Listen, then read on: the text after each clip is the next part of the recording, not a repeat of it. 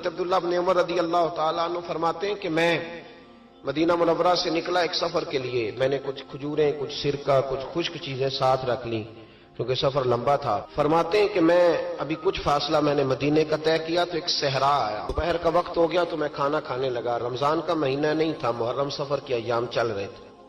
میری باتیں سمجھ تو آ رہی ہے نا آپ حضرات کو؟ سب کو آ رہی ہے؟ اللہ آپ کو جزا عطا فرمائے. کہتے میں دوپہر کے کھانے کے لیے وہاں رکا. میں نے وہ کھجوریں نکالی، سرکہ نکالا، کھانے لگا تو ایک چرواہا بکریاں چراتا چراتا آ گیا. وہ نوجوان تھا، اس کے چہرے پر میں نے بڑی روشنی دیکھی. غریب آدمی تھا، بکریاں چراتا تھا. ہم لوگ بھی جب کھانا کھانے بیٹھتے ہیں تو کوئی آ جاتا ہے تو اس کو دعوت دیتے ہیں، بھئی آ جا تو بھی کھانا کھا لے. کہتے میں نے اسے کہا کہ میاں آ جا روٹی کھا لو.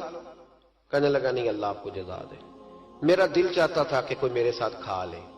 اللہ کے بندوں کی خواہش ہوتی ہے نا کوئی مہمان مل جائے. فرماتے میں نے دوبارہ کہا بھئی آ جاؤ کھا لو. کہنے لگا نہیں حضور اللہ آپ کو جزا دے. میں نے دوبارہ تیسری دفعہ اصرار کیا، میاں تھوڑی سی کھا لے. کہنے لگا حضور اصرار نہ کریں، میں نے روزہ رکھا ہوا ہے. آج مزدور جو ہے نا ان سب نے رٹا لگا کے یہ سبق یاد کیا ہے کہ میں چونکہ محنت کرتا ہوں تو میں نام ہی رکھوں تو خیر ہے. رمضان کے روزے بھی مزدور چھوڑ دیتے ہیں. اللہ کسی شخص پر وہ بوجھ نہیں ڈالتا جو وہ اٹھا نہ سکے. رب بندوں سے پیار کرتے، اسے پتا تھا انہوں نے مزدوریاں کرنی ہیں. مزدور روزہ رکھ کے دیکھے، وہ دیکھے اسے کچھ بھی نہیں ہوگا. حضور نے تو کہا صوم تصحو، تم روزہ رکھو اللہ تمہاری صحت میں اضافہ کر دے گا. یہ تو تندرستی والا کام ہے. کہنے لگا حضور روزہ رکھا ہوا ہے. تو حضرت عبداللہ ابن عمر رضی اللہ تعالیٰ عنہ کہتے ہیں میرے دل میں خیال آیا پتہ کروں کہ صرف روزے دار ہے کہ نیک بھی ہے. صرف روزے دار ہے کہ نیک بھی ہے، صرف نمازی ہے کہ نیک بھی ہے، صرف حاجی ہے کہ اللہ سے بھی ڈرتا ہے. ذرا دیکھوں تو صحیح، آزماؤں. آپ فرماتے میں اٹھ کے قریب گیا، کھانا میں نے کھا لیا تو بکریاں تھی اس کے پاس. 300-400 بکری چرا رہا تھا. تو ایک بکری کی پشت پہ میں نے ہاتھ پھیرا. میں نے کہا بیچو گے بکری؟ کہنے لگا حضور میں چرواہا ہوں، دیہڑی پہ کام کرتا ہوں، مزدوری لیتا ہوں، ان کا مالک تو کوئی اور ہے. تو آپ فرماتے ہیں میں تو پہلے دیکھنا چاہتا تھا کہ نیک بھی ہے کہ نہیں. تو میں نے اسے کہا کہ بکریوں کے مالک سے کہہ دینا ایک بکری بھیڑیا لے گیا ہے، کہہ دینا مالک سے. تو آپ فرماتے ہیں جب میں نے اسے دیکھا نا تو غریب تھا، پھٹے ہوئے کپڑے تھے. دامان توکل کی یہ خوبی ہے کہ اس پر پیوند لگے ہوتے ہیں پر دھبے نہیں ہوتے. آپ فرماتے ہیں کہ میں نے کہا کہ کہنا کہ بھیڑیا لے گیا تھا. فرماتے ہیں کہ اس کا میں نے چہرہ دیکھا تو داڑھی پر ریت پڑی ہوئی تھی، سر پہ ریت تھی، کپڑے پرانے تھے، مکان بھی کچا ہوگا لیکن اس کے نظریات اتنے پختہ، باتوں میں اتنا اثر. فرماتے اس نے غور سے میرا چہرہ دیکھا اور پھر اس نے بکریوں کو چھڑی ماری اور بکریاں چلنے لگیں. وہ میں نے کہا میرے سوال کا جواب نہیں دیا.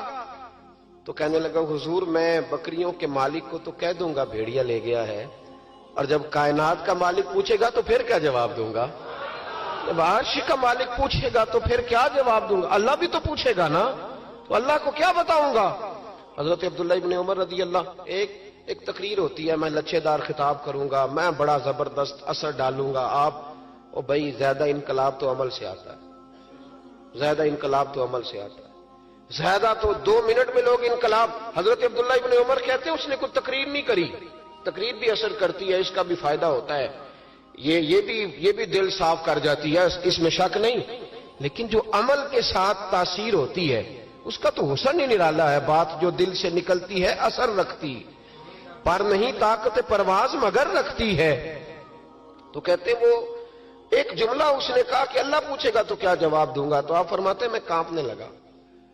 حضرت عبداللہ ابن عمر، اور یہ وہ شخص ہے جن کو نبی پاک نے کہا راجل صالح.